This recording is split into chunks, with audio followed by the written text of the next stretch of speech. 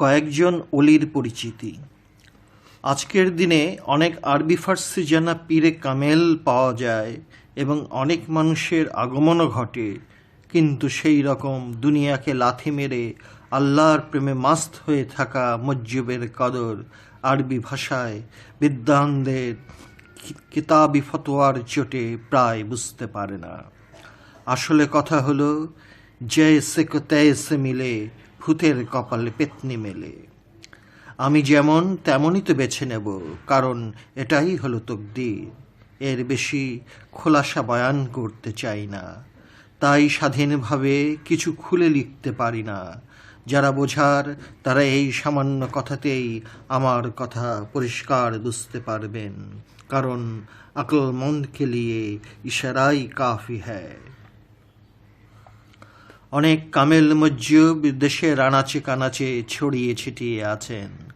নমুনা হিসেবে কয়েকটি নাম ইচ্ছা করেই উল্লেখ করলাম, যেমন লৌহজং উপজেলার কদম মস্তান, শ্রীনগরের চাঁদ মস্তান, ঢাকা শহরের চানখারপুলের করিম মস্তান, শ্রীনগর উপজেলার শিকারপুর গ্রামের নিমুচাঁদ মস্তান, বগুড়া জেলার ভাই পাগলা মস্তান, কুমিল্লার মতলব উপজেলার বেলতলির বাবা সুলাইমান শাহ ল্যাংটা, ঢাকার নবাবগঞ্জ উপজেলার আগলা গালিমপুরের বাবা আফাজউদ্দিন মস্তান, ময়মনসিংহের চুপসা বাবা মামু মস্তান, ফরিদপুর জেলার রাজৈর উপজেলার রামগাঁওতে আমির শাহ বাবা। এরকমভাবে বহু পীরে কামেলদের নাম উল্লেখ করা যায়। এদের নামগুলো কেন উল্লেখ করতে গেলাম? এজন্যই এদের নামগুলো বলতে হলো যে ইনারাই সেই সব মহাপুরুষ যাদেরকে কোরআনে বল আহিয়া বলে ঘোষণা করেছেন। বরং তারা জীবিত এই সাংঘাতিক রহস্যের এক একটি জীবন্ত দৃষ্টান্ত হলেন এরা। অথচ আমরা কয়জন তাদের চিনতে পেরেছি, কয়জন জানতে পেরেছি, কয়জন এই ভেদ রহস্যের সামান্য আভাস পেয়েছি? নকল মাল বাজারে এত বেশি যে আসলটা পাওয়াও একটা কপালের ব্যাপার। হ্যাঁ, সত্যিই ইহা তকদিরের ব্যাপার। আপনার তকদিরে লেখা থাকলে অবশ্যই কোনো না কোনো উসিলাতে পেয়ে যাবেনই। আর যদি তকদিরে লেখা না থাকে, তাহলে বাড়ির সামনে থাকলেও আপনি পাবেন না। আপনার মন মগজে যা সাজানো হয়ে গেছে, সেই রকম সাজানো চিজটাই তো ফস করে জুটে যাবে, আর তাই পেয়ে আপনি হবেন মহা খুশি। বাংলাদেশের বিখ্যাত কবি শামসুর রাহমান একবার টেলিভিশনের পর্দায় একটি চমৎকার কথা বলেছিলেন। সেই কথাটির মূল বিষয়বস্তু হলো, রবি ঠাকুর, কাজী নজরুল ইসলাম আর লালন বিশ্ববিদ্যালয়ে পড়িয়ে বানানো যায় না। যদি যেত, তাহলে এতদিনে কত হাজার এরকম কবি আমরা পেতাম। কবি শামসুর রাহমানের মতো অধম লেখক বলতে চায় যে আল্লাহর পাঠানো 2,24,000 নবীদের মধ্যে একজনও মাদ্রাসায় পড়েনি, কারণ মাদ্রাসায় পড়ে কেউ নবী হয় না। মাদ্রাসায় পাশ করে মুফতি মাওলানা হওয়া যায়।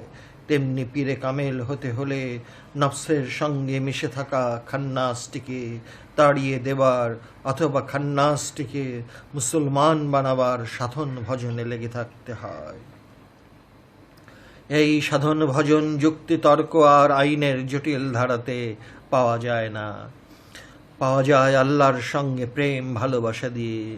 আল্লাহর সঙ্গে প্রেম ভালোবাসা কতটুকু করলে আল্লাহকে পাওয়া যেতে পারে বলে যদি আমাকে প্রশ্ন করেই বসেন, তাহলে হাত জোড় করে ক্ষমা চেয়ে নেব, কারণ আমি এ বিষয়ে অন্ধ। যেহেতু আমি এই বিষয়ে অন্ধ, সেহেতু ইহার মাপকাঠি আমি নই। কারণ অন্ধ কখনো এবং কোনো দিন সত্যের মাপকাঠি হয় না, হতেই পারে না। যিনি আল্লাহর রাস্তায় কতল হয়ে গেছেন, তাকে খুঁজে বাহির করুন, কারণ তিনি কতল হয়েও যে জীবিত, অমর বা লাহিয়া। এবং তাকেই জিজ্ঞেস করুন যে কেমন করে আমি এই অমরতার পুরস্কার পেতে পারি। সেই পথ ও রিয়াজত আমাকে দয়া করে শিখিয়ে দিন, বুঝিয়ে দিন। কারণ সিংহের শরীরে কতটুকু শক্তি আছে সেটা কেবল বাঘই বলতে পারবে, কিন্তু একটা বাইতা ইঁদুরের পক্ষে কি তা সম্ভব?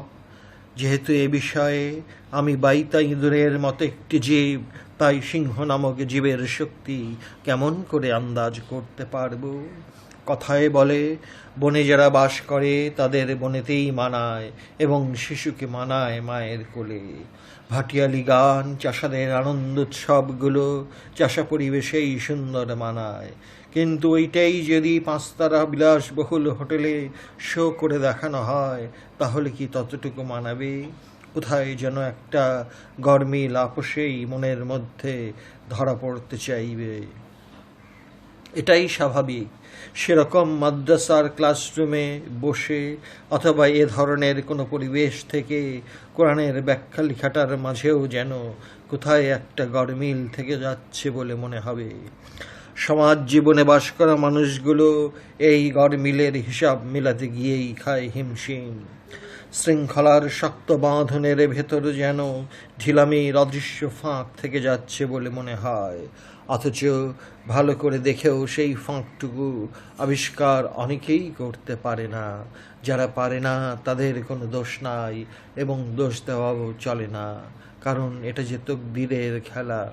এ খেলার সুতোটা কোথায় খুঁজে খুঁজে না পাওয়ায় হতাশায় দীর্ঘশ্বাসটিও যে তকদিরের খেলা, সেটা মন প্রাণ কিছুতেই মেনে নিতে চায় না। অসম্ভব বলে চোখ মুখ লাল করে বিদ্রোহ নামক আস্ফালনটির আগমন যে অবধারিত, অনেকটা গাড়ি নিয়ে পথে এসে অ্যাক্সিডেন্ট করে মৃত্যুকে বরণ করার মতো। হাসতে হাসতে পথে বেরোলাম, কিন্তু তকদির যে এত করুণ হবে এটা কি কেউ ভাবতে চায়? এবার আমরা কোরআনের বর্ণিত ইয়াক্তালু শব্দটির সামান্য ব্যাখ্যা করতে চাই। কতল শব্দ হতে ইয়াক্তালু, কতল অর্থ হলো হত্যা, খুন, মেরে ফেলা। কোরআনের এই ইয়াক্তালু শব্দটি ব্যবহার করার দরুন চিন্তার রাজ্যে অনেক রকম অর্থ হওয়ার চিন্তা ভাবনা আসা স্বাভাবিক। বেশিরভাগ কোরআনের ব্যাখ্যাকারীরা এই ইয়াক্তালু শব্দটি থাকার দরুন ধর্মযুদ্ধে শহীদ হওয়ার চিন্তাটি টেনে আনতে বাধ্য হয়েছে।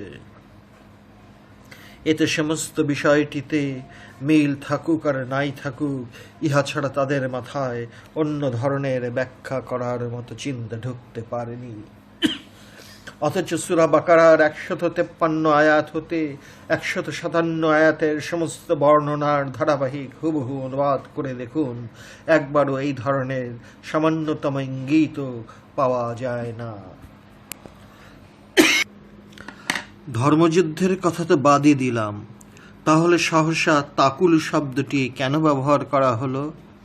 আমরা কোরআনের আগের এবং পেছনের সবগুলো আয়াতের অনুবাদে তন্ন তন্ন করে খুঁজে দেখব, রক্ত পরীক্ষা করার মতো, অণুবীক্ষণ যন্ত্রের সাহায্য নেবার মতো হাজার প্রশ্ন এবং জিজ্ঞাসার গবেষণায়ও তাকুলুর সঙ্গে কোনো প্রকার যুদ্ধ, মারামারি অথবা এ ধরনের কোনো প্রকার সামান্য একটি ঘটনারও উল্লেখ পাই না।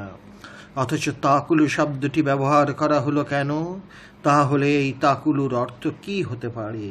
যদিও সাধারণ অর্থে ধর্মযুদ্ধে খুন হওয়াটাকেই আমরা শহীদ বলি, কিন্তু এখানে তাকুলু শব্দটি কেন ব্যবহার করা হলো? তাকুলু অর্থ যদি মেরে ফেলা হয়, তাহলে কি মেরে ফেলা বলতে বলা হলো? এর আগের আয়াতেই কিন্তু বলা হয়েছে যে যারা সালাত এবং সবর তথা ধৈর্য ধারণ করে তাদের সঙ্গে অবশ্যই আল্লাহ আছেন এবং থাকেন। এখানে আল্লাহ আছেন এবং থাকেন বাক্যটির সঙ্গে অবশ্যই শব্দটি ব্যবহার করা হয়েছে। তার মানে আল্লাহর নিশ্চয়ই থাকার কথা স্পষ্ট ঘোষণা করা হয়েছে।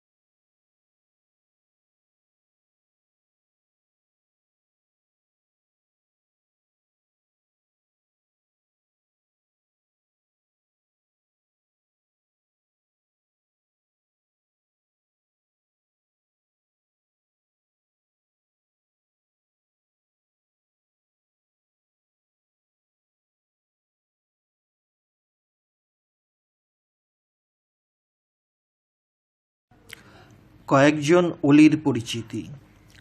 আজকের দিনে অনেক আরবি ফার্সি জানা পীরে কামেল পাওয়া যায় এবং অনেক মানুষের আগমনও ঘটে, কিন্তু সেই রকম দুনিয়াকে লাথি মেরে আল্লাহর প্রেমে মাস্ত হয়ে থাকা মজ্জুবের কদর আরবি ভাষায় বিদ্বানদের কিতাবি ফতোয়ার চোটে প্রায় বুঝতে পারে না। আসলে কথা হলো, জয়সে কো তৈসে মিলে, ভূতের কপালে পেতনি মেলে। আমি যেমন তেমনই তো বেছে নেব, কারণ এটাই হলো তকদির। এর বেশি খোলাসা বয়ান করতে চাই না, তাই স্বাধীনভাবে কিছু খুলে লিখতে পারি না। যারা বোঝার তারা এই সামান্য কথাতেই আমার কথা পরিষ্কার বুঝতে পারবেন, কারণ আকলমন্দ কে লিয়ে ইশারাই কাফি হ্যায়। অনেক কামেল মজ্জুব দেশের আনাচে কানাচে ছড়িয়ে ছিটিয়ে আছেন।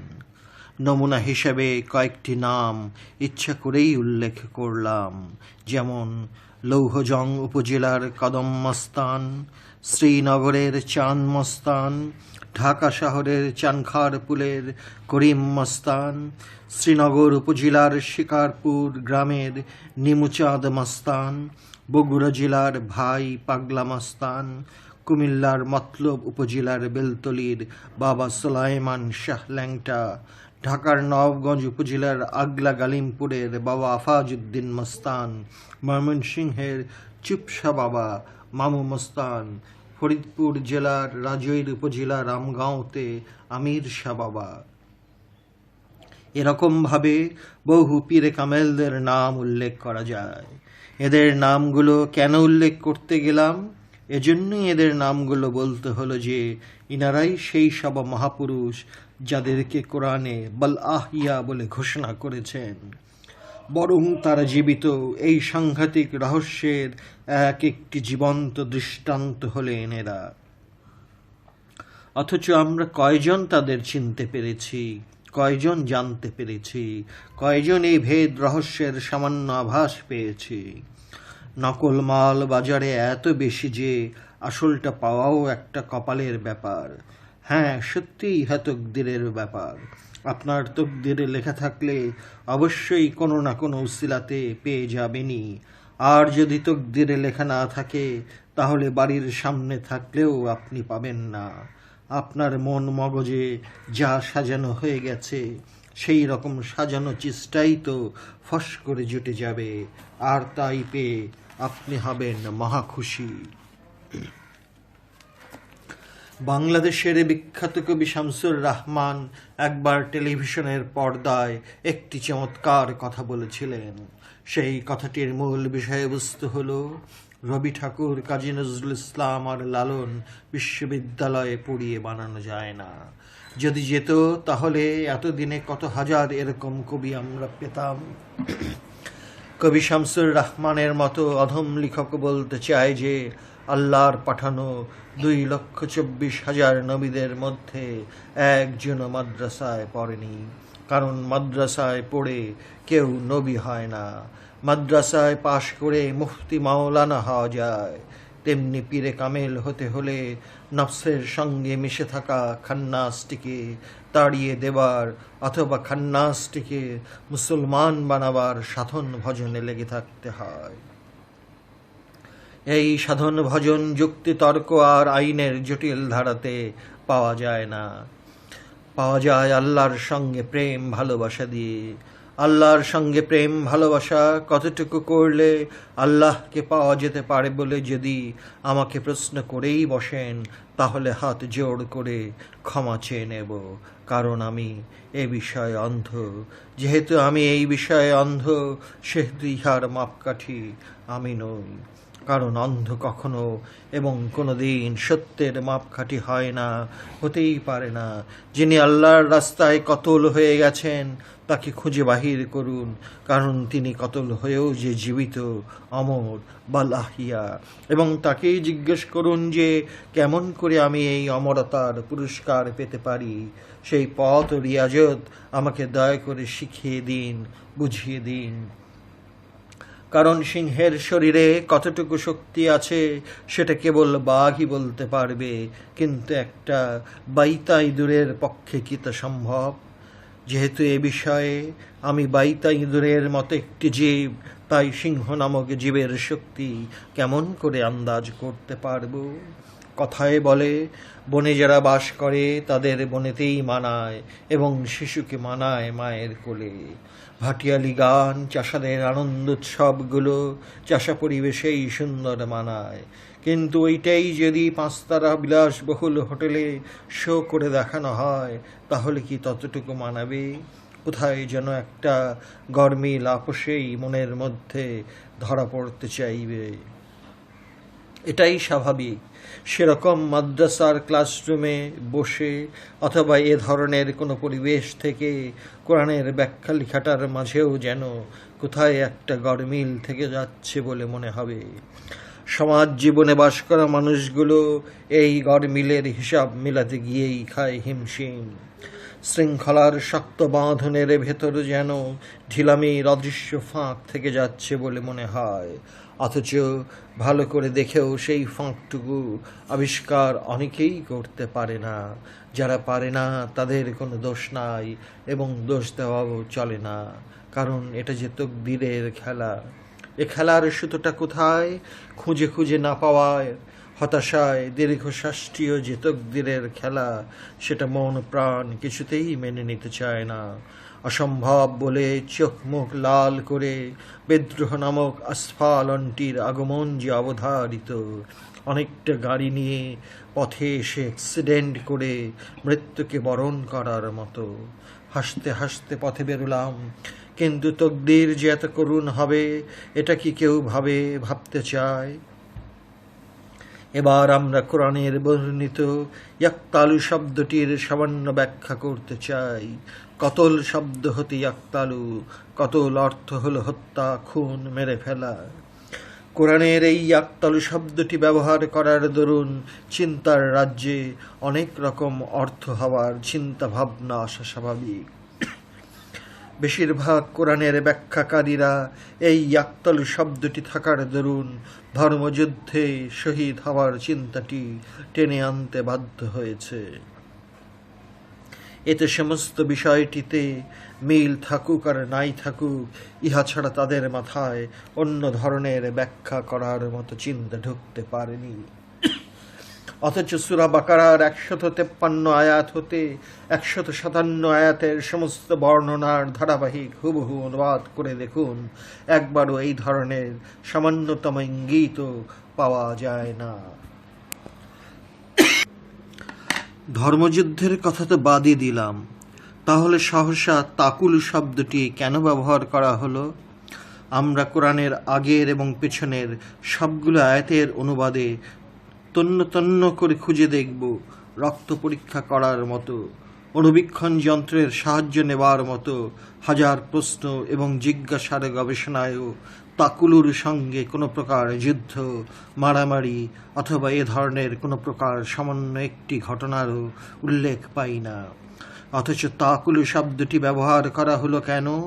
তাহলে এই তাকুলুর অর্থ কি হতে পারে? যদিও সাধারণ অর্থে ধর্মযুদ্ধে খুন হওয়াটাকেই আমরা শহীদ বলি, কিন্তু এখানে তাকুলু শব্দটি কেন ব্যবহার করা হলো? তাকুলু অর্থ যদি মেরে ফেলা হয়, তাহলে কি মেরে ফেলা বলতে বলা হলো? এর আগের আয়াতেই কিন্তু বলা হয়েছে যে যারা সালাত এবং সবর তথা ধৈর্য ধারণ করে তাদের সঙ্গে অবশ্যই আল্লাহ আছেন এবং থাকেন। এখানে আল্লাহ আছেন এবং থাকেন বাক্যটির সঙ্গে অবশ্যই শব্দটি ব্যবহার করা হয়েছে। তার মানে আল্লাহর নিশ্চয়ই থাকার কথা স্পষ্ট ঘোষণা করা হয়েছে।